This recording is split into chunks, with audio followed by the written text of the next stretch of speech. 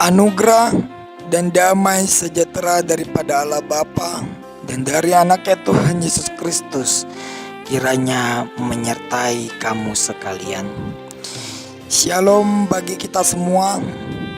Selamat beraktivitas. Salam sehat dari saya Pendeta Alfi Sitorus, di mana saya akan menyampaikan renungan kita pada Sapa harian pada hari ini yang tertulis di dalam Kitab Yesaya pasalnya yang ke-8 ayatnya yang ke-17. Demikianlah firman Tuhan. Dan aku hendak menanti-nantikan Tuhan yang menyembunyikan wajahnya terhadap kaum keturunan Yakub. Aku hendak mengharapkan Dia. Saudara-saudari yang terkasih dalam nama Tuhan Yesus Kristus, apakah pernah kita mendengarkan lagu anak sekolah minggu yang mengatakan di dalam dunia ada dua jalan, lebar dan sempit, mana yang engkau pilih? Yang lebar api jiwamu mati, tetapi yang sempit jiwamu senang. Melalui lagu ini menunjukkan kepada kita bahwa setiap hidup itu memiliki dua pilihan. Tetapi ketika kita memilih jalan yang lebar, yang praktis, yang enak-enak saja, tetapi itu membawa kita di dalam pencobaan atau perapian. Tetapi sebaliknya Bapak Ibu sekalian, ketika kita memilih jalan yang sempit atau yang sedikit peluangnya untuk mendapatkan kesenangan, tetapi itu di dalam Tuhan, maka kita akan mendapatkan sukacita dan keselamatan sampai selama-lamanya. Itu sebabnya seringkali saya mengatakan bahwa di dalam hidup ini akan memiliki dua pilihan. Apakah kita selalu berusaha menjadi hidup lebih baik atau lebih buruk? Seseorang yang ingin sukses di dalam Tuhan, dia akan memperbaiki dirinya untuk menjadi pilihan yang terbaik di dalam hidupnya. Dan semua orang pasti akan memilih jalan yang terbaik itu. Makanya orang bijak pernah mengatakan life is choice, hidup adalah pilihan. Dengan perkataan itu kita melihat bahwa dalam kehidupan ini kita harus bersedia memilih. Seperti yang dikatakan dalam kor molohea doa mua manginang membege korni akaponguan ama manang perumuan ina namandok. Liriknya mengatakan pilit ma nandu menggani asa mangulu ho muse dohot tupino parmu sogot. Pilih yang terbaik supaya engkau dan keturunanmu memperoleh kehidupan. Lalu bagaimana dengan kita Bapak Ibu sekalian?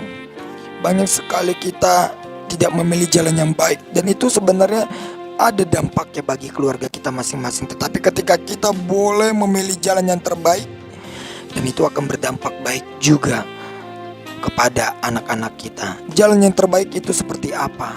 Saya boleh sharing kepada kita semua ketika kita boleh membawa keluarga kita lebih dekat kepada Tuhan, berdoa setiap saat.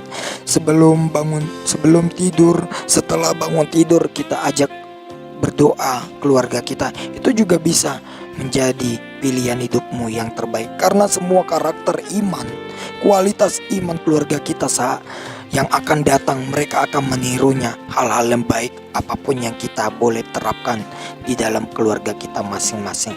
Itulah satu hal contoh, dan inilah yang ingin disuarakan oleh Nabi Yesaya kepada bangsa Israel, di mana mereka dituntut dan dibimbing menjadi taat kepada Tuhan supaya Allah tidak murka kepada mereka, supaya mereka belajar bagaimana hidup berharap kepada Tuhan, tidak menyembah berhala, tidak lagi menyembah patung emas, tidak lagi menyembah ilah-ilah lain, tetapi mereka menaruh pengharapan kepada Tuhan. Dan itu sebabnya tadi dikatakan aku hendak mengharapkan Dia, dan Tuhan menyembunyikan wajahnya kepada bangsa tersebut.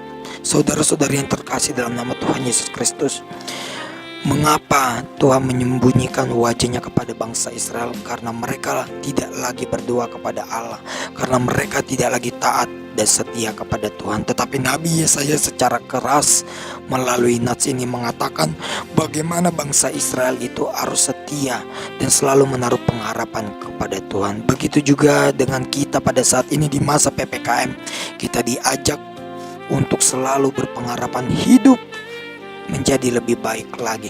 Jangan pernah mengeluh, jadikanlah diri kita ini selalu semangat di masa pandemik ini, dan berdoa selalu setiap saat kepada Tuhan. Yakinlah Tuhan akan menuntun jalan hidup kita ketika kita boleh berpengharapan kepada Tuhan. Tuhan memberkati kita semua. Amin. Kita bersatu di dalam doa. Bapa yang baik, yang bertata tinggi di dalam kerajaan surga, terima kasih Tuhan untuk kasih setiamu yang boleh kami rasakan. Kami baru saja mendengarkan firman-Mu. Ajarlah kami Tuhan melalui firman-Mu pada saat ini, supaya kami menjadi anak-anak-Mu yang taat dan setia, dan kami menaruh pengharapan kepada-Mu ya Tuhan Allah Bapa kami. Dan kami juga berdoa Tuhan, di masa-masa pandemik ini Engkaulah yang menguatkan kami, pemerintah kami Tuhan, dalam melaksanakan kebijakan.